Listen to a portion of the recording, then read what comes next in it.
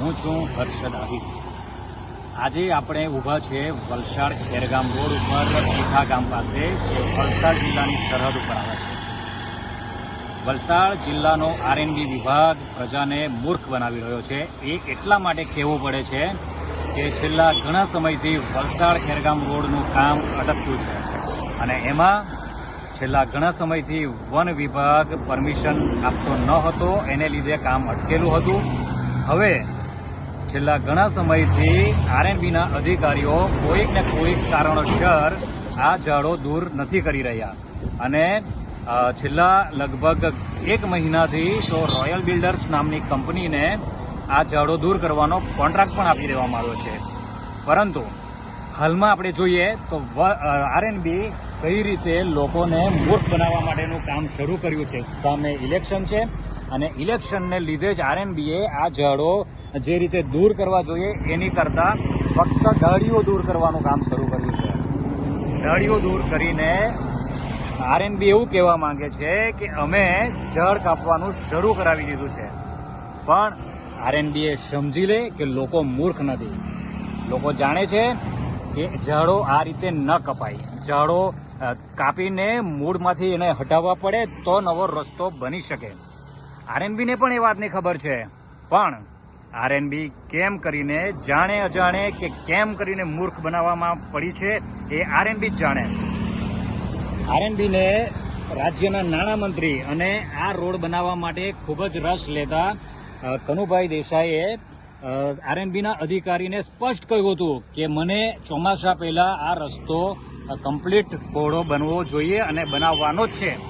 અને એ બાબતે બધાની હાજરીમાં રાજ્યના નાણામંત્રીએ આરએનબીના જે અધિકારી હતા એમને ઠપકો પણ આપ્યો, પણ છતાંય આરએનબીના અધિકારીએ એમનું પણ માન્યું નથી।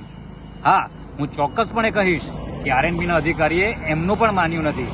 આ ઠપકો આપ્યાને આજે 1 મહિના કરતાં વધુ સમય વીતી ગયો છે, છતાં તેમણે આ રોડ બનાવવા માટે, ઝાડો કાપવા માટે પણ ફક્ત અત્યારે ઝાડની ડાળીઓનું ટ્રીમિંગ કરાવીને લોકોને એવો મેસેજ આપવાનો પ્રયાસ કર્યો છે કે ઝાડો હટાવવાનું દૂર થઈ ગયું છે, પરંતુ એવું નથી। લોકો જાણે છે, લોકો સમજે છે, લોકો મૂર્ખ નથી।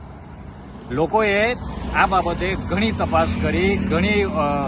તપાસ કરી ત્યારે જાણવા મળ્યું કે આ રોડના જો વૃક્ષો દૂર થાય તો જ રોડ પહોળો થઈ શકશે। હવે લોકો રાહ જોઈએ એમ નથી। આરએનબીના અધિકારીઓ સમજી લે, સામે ચોમાસું છે, 2 મહિનાનો જ સમય છે, 1 મહિનાનો જ સમય છે એમ કહીએ તો ખોટું નથી, કારણ કે આ ઝાડો કપાશે, મૂળમાંથી દૂર થશે તો રોડ પહોળા થશે અને રોડ પહોળા ના થાય તો હવે લોકો કોઈ પણ હિસાબે સાંકી લે એમ નથી। આ રોડ માટે અગાઉ ઘણા આવેદનપત્રો પણ અપાયા, રજૂઆતો પણ થઈ અને લોકોમાં પણ બહુ રોષ છે। ગામના સરપંચો અને આજુબાજુના આગેવાનોએ લોકોને જવાબ આપવો મુશ્કેલ પડી ગયો છે કે શા માટે આ રોડનું કામ થતું નથી। સામે ચૂંટણી છે ત્યારે રાજ્યના નાણામંત્રીએ સ્પષ્ટ સૂચના આપી છે, તેમ છતાં પણ અધિકારીઓએ એમને પણ ગણકાર્યા નથી। ત્યારે મારે ચોક્કસપણે કહેવું પડશે કે રાજ્યના જે આરએનબીના અધિકારીઓ છે એવો પણ આ બાબતે ધ્યાન આપે, નહીં તો આગામી દિવસોમાં આ મામલે ખૂબ જ મોટું આંદોલન થવાની શક્યતા વર્તાઈ રહી છે।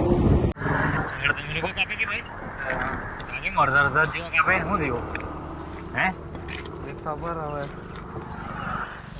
સુપરવાઇઝર કોણ છે કે નહીં બોલે કે પણ આ ઝાડ નીચેથી કાપવા નહીં કીધેલું કે 1 દિવસમાં કાપજો એમ કે જશે। અચ્છા, કેમ એવું? ઓફિસ પર હું વખતે છે કે હા, એટલે હમણાં થડમાંથી નહીં કાપવા, નીચેથી નહીં કાપવાના।